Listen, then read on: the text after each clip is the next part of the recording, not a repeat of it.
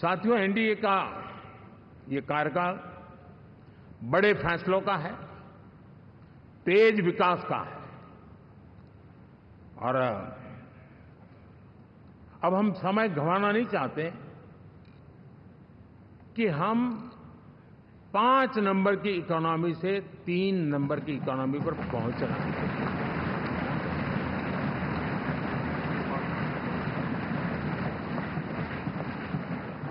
और ये खाली 5 और 3 का आंकड़ा नहीं है। उसके कारण जो अर्थव्यवस्था का कद बन जाता है, वो सामान्य मानवी की आशा आकांक्षाओं को पूरी करने के लिए सरलता बढ़ जाती है। देश के लिए जो जरूरतें हैं वो आराम से पूरी करने का सामर्थ्य बन जाता है। और इसलिए हम उस दिशा में बड़ी कोशिश करके आगे बढ़ना चाहते हैं। राज्यों का सहयोग भी उसमें उतना ही महत्वपूर्ण है।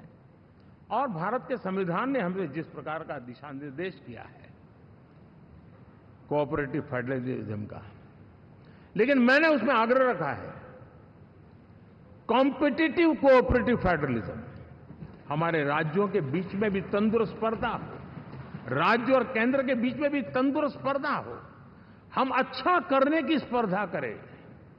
और उस दिशा में हम आगे बढ़ना चाहते हैं। और हमने देखा है कि जब मैं कॉम्पिटिटिव कोऑपरेटिव फेडरलिज्म की बात करता हूं, आपने देखा G20 समिट हम एक जगह पे कर सकते थे, हम भी मालाएं पहन करके फोटो निकलवा सकते थे, लेकिन हिंदुस्तान के अनेक शहरों में 200 से ज्यादा मीटिंगें हुई और दुनिया भर के नीति निर्धारक जो कहे G20 देशों के और बाकी भी 5-7 देशों के, वो हिंदुस्तान के कोने कोने में गए। उनके देशों में जाकर के भारत की विविधता, भारत की विशालता, इसकी चर्चा कर रहे हैं। उनके लिए आश्चर्य है। हमने तो दिल्ली आकर के वापिस जाते थे, पता ही नहीं था कि देश इतना बड़ा है। ये अपनी एक ताकत का परिचय हुआ है।